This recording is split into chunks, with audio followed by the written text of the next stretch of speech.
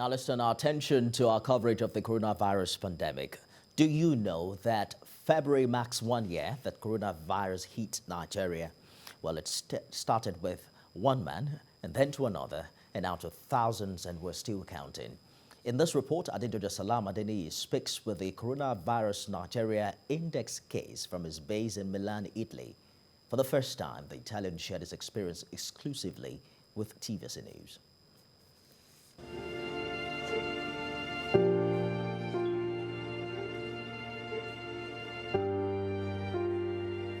It is correct to say Lagos State has the highest number of COVID-19 infections in Nigeria, and sadly, fatalities too. As serious as this is, this 1 year of dealing with the pandemic has also shown that it is not a death sentence after all, especially if reported early. It is a fact that many have survived passing through the Lagos State isolation centers.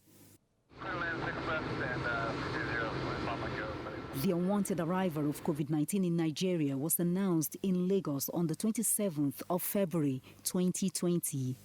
People are out there now trying to track every suspected interaction that this patient might have had contact with. The important thing to know now is that the patient is confined. We have aggressively started to identify all his contacts all the way to the airline.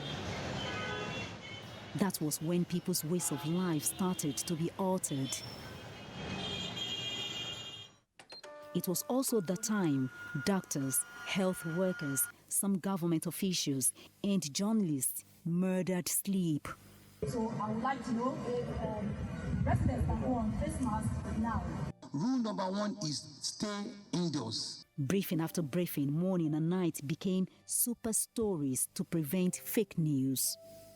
1 year into the pandemic, the infection rate is mounting, with the second wave that presents itself with severe cases of respiratory illness. It's a terrible experience.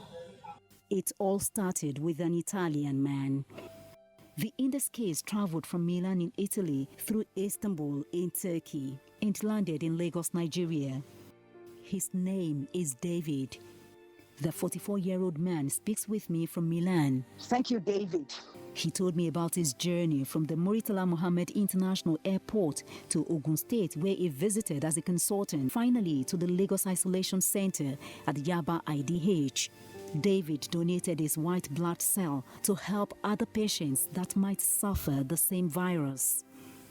I donated plasma because for me it's important to help other persons. I had only 2 days of with fever, but psychologically I was it was a bad situation. Physically, I was okay, but mentally, I was very, very stressed. For him, people wouldn't believe COVID-19 exists. Lack intelligence.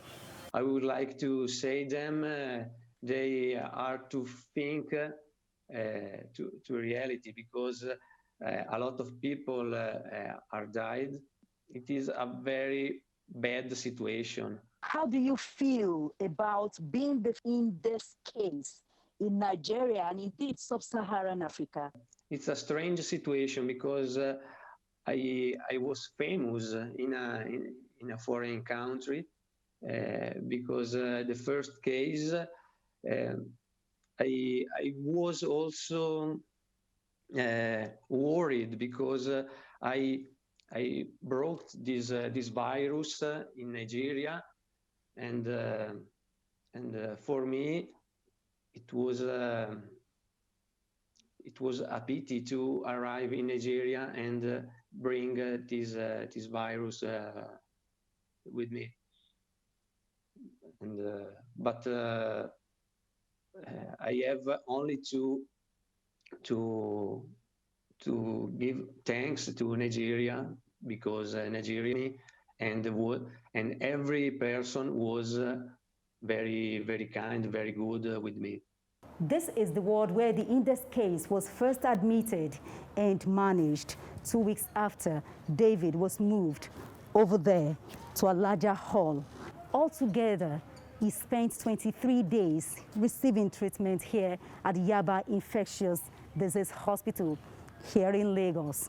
2 weeks after he got better and discharged, this particular ward was filled with COVID-19 patients, mostly as a result of community transmission. However, in September 2020, the tide slowed down. Presently, it is filled up with new sets of COVID-19 patients. The ward remains one of the state's permanent isolation facilities to accommodate the influx of patients that are coming in with the second wave, who are mainly severe disease with respiratory distress. Adedoja Salam Adeniyi, TVC News, Lagos.